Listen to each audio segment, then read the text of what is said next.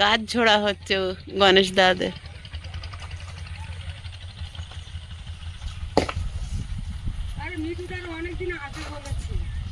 ও তো সুপারি কিনে বেড়াচ্ছে সারা জায়গায়, সময় পায় না।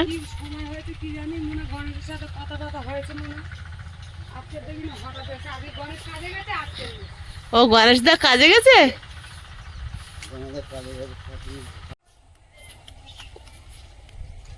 নারকেল গাছ ঝোড়া হচ্ছে।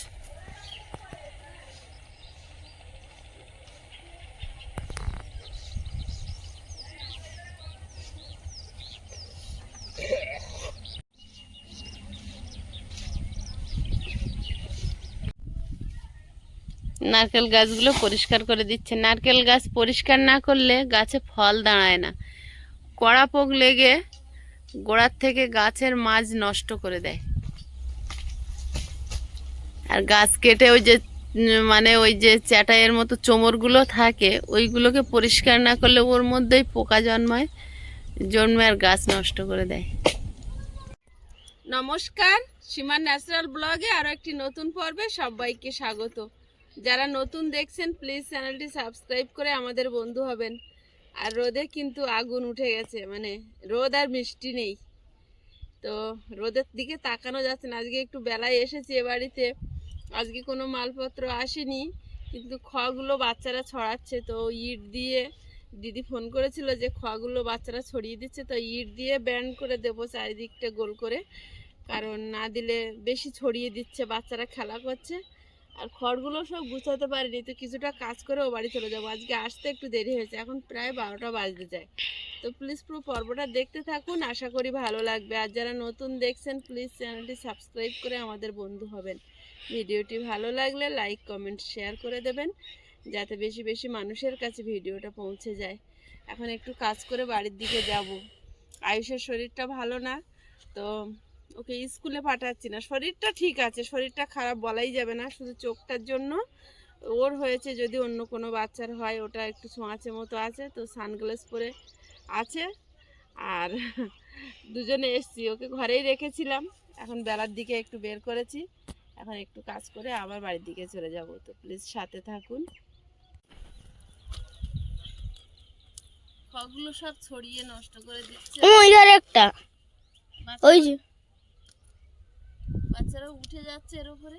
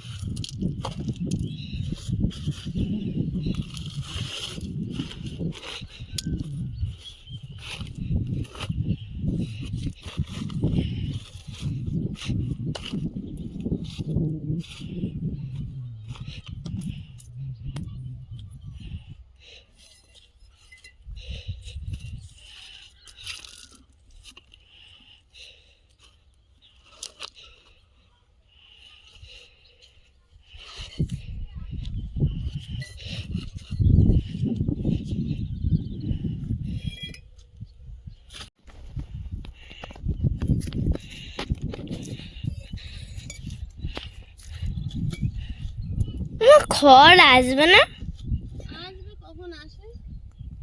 ঢালবে কিভাবে? এরকম ঢেকে দিচ্ছে। ওই দিক দিয়ে ঢালবে। ওদিক থেকে ওদিক থেকে জায়গা আছে। তুই এত বোকা। আমি ভাবলাম তুমি উঁচু করবে, না, উঁচু করবো না। তাহলে ওরকম ভাবে করলে তো হাতে করে নিয়ে ছুঁড়ে ফেলে দেবে।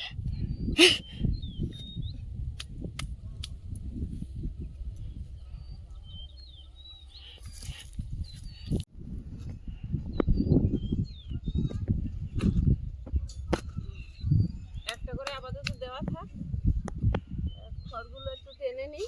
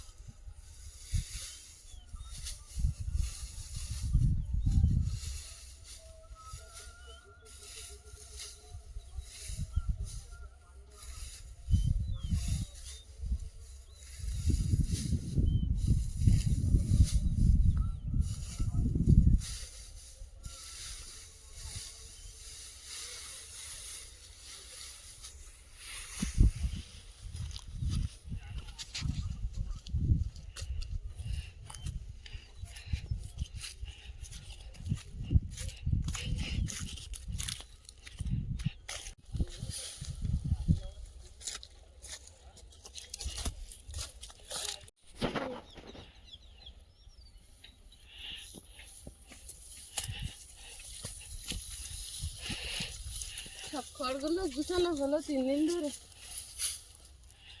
এবার বাড়ির দিকে যাব। আয়ুষের শরীরটা ভালো না, বেশিক্ষণ আর রোদে রাখবো না, ওই জন্য একটু বেলা করেই এসছে, আবার সঙ্গে সঙ্গেই চলে যাচ্ছি।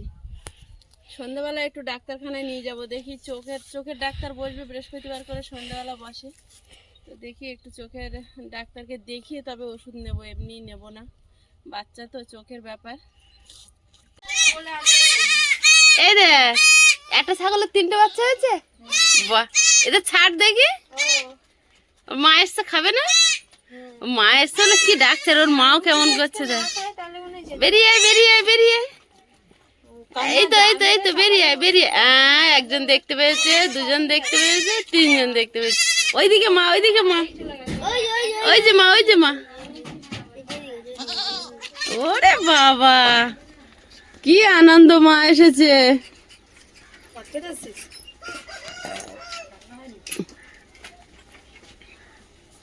আয়ুষ আর আমি বাড়ি চলে যাচ্ছি, আর আয়ুষ চোখে পড়েছে কি চশমা, না এগুলো হচ্ছে সানগ্লাস। আমারটা পরে ঘুরছো, তোমারটা তো খুঁজেই পাওয়া যাচ্ছে না। খুঁজে পেলে কি হবে, আমার তো ডান্ডি উড়ে চলে গেছে। ডান্ডি উড়ে চলে গেছে? হ্যাঁ, বাড়িতে সবে গিয়েছি, গণেশদার বউ ফোন করেছে যে হচ্ছে ইট এসেছে। এবার কোনো ভ্যানে 300 আসে, কোনো ভ্যানে 400 আসে, সেটা তো দেখে নেওয়া দরকার। তো আয়ুষকে আবার ঘরে রেখে আর আমি আবার যাচ্ছি ও বাড়িতে। এই চলে সারাদিন ধরে। এসে কতক্ষণ ছিলাম, কেউ আসে না আসে না দেখে আমরা সবে বাড়ি গেছি। ও কোন রাস্তা দিয়ে এসছে খোকন? ওই পারে একমাত্র ওই রাস্তা দিয়ে আসতে, আর কেউ কিন্তু পারে না।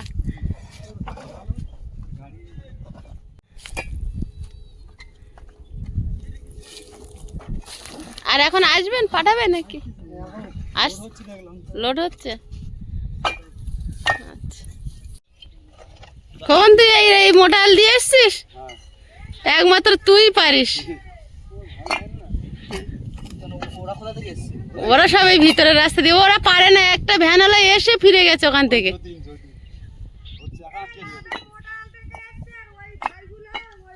হ্যাঁ তাই বলছে তো, ও ছাড়া আর কেউ পারে না এই রাস্তায় আসতে। আর কালকে বিসর্জনে বাবা একটা অনুরোধ, তোরা জলে দিস, ওই গাছতলায় ঠাকুরগুলো বসিয়ে রাখিস, খুব দেখলে খারাপ লাগে।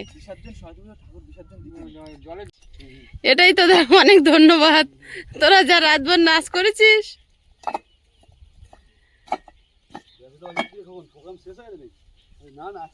আজকেও আছে, আজকে তো আরো বেশি।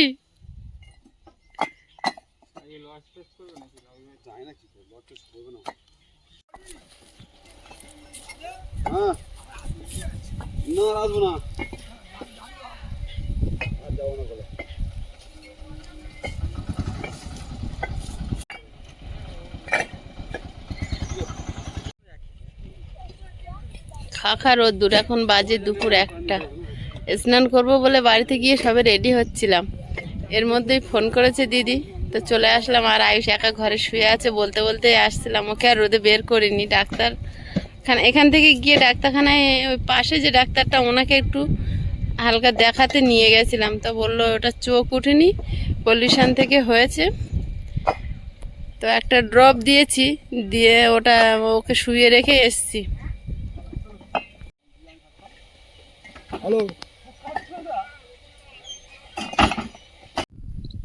ভ্যানওয়ালা 2জন চলে গেছে, আর 2টো ভ্যান আসবে, আসলে 6000 ইট আসা পূর্ণ হয়ে যাবে। তো ওই 2টো ভ্যান আসলে দেখে নেওয়ার জন্য এখানে বসে আছি। এই টিনের ঘরের ছোঁয়ায় একটু বসেছি, না বসলে আর পারা যাচ্ছে না। সবে এই বাড়ি থেকে গেছি, গিয়ে আবার ওই পাশের ডাক্তারখানাটায় একটু গেলাম, তো ওনাকে একটু দেখিয়ে নিলাম, জেনে বুঝে নিলাম, তারপরে যদি না হয় সন্ধ্যাবেলা আর একটা ডাক্তার কাছে নিয়ে যাব। তো আয়ুষ বাড়িতেই শুয়ে আছে, আর আমি এখানটায় এসছি। এখন এই টিনের ঘরের ছাওয়ায় একটু বসে আছি, আর 2টো ভ্যান আসুক, আসলে তারপরে বাড়িতে যাব। এখন বেজে গেছে 1:20 হয়েছে, 1:20। ভ্যানের আওয়াজ হচ্ছে, আর 2 ভ্যান ইট এলে 6000 ইট পূর্ণ হবে। মানে যিনি ঘরের কাজ করছেন কাজটা নিয়েছে দায়িত্ব, তিনি বলেছেন 6000 ইট লাগবে ভিটের ওপর থেকে পুরো মাথা পর্যন্ত গাঁথনি করতে। সেই 6000 ইটেই আনা হলো।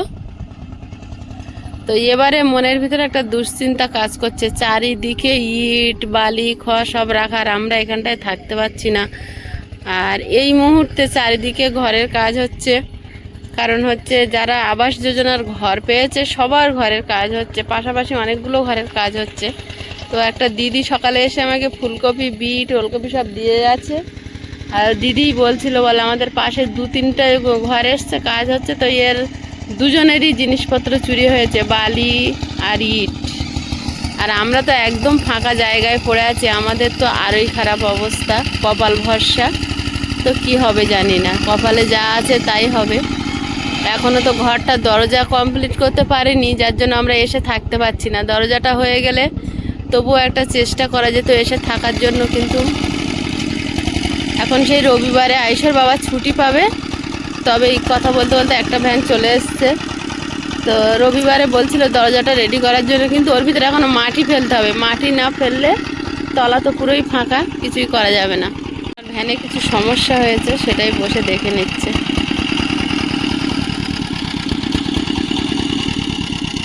ছেলেগুলো দুপুর হয়েছে তবুও টলির কাজ করছে, একদম ফাঁকা রোদ্দুর। এখন প্রায় 2টো বাজতে যায়, 2টো বাজতে আর 15 মিনিট বাকি আছে।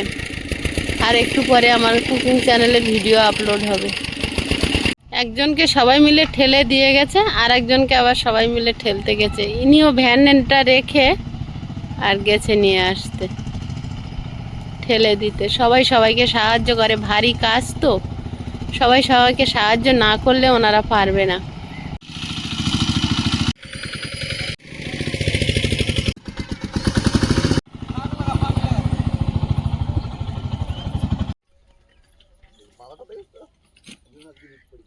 ঠিক আছে, এবারে বালির পালা।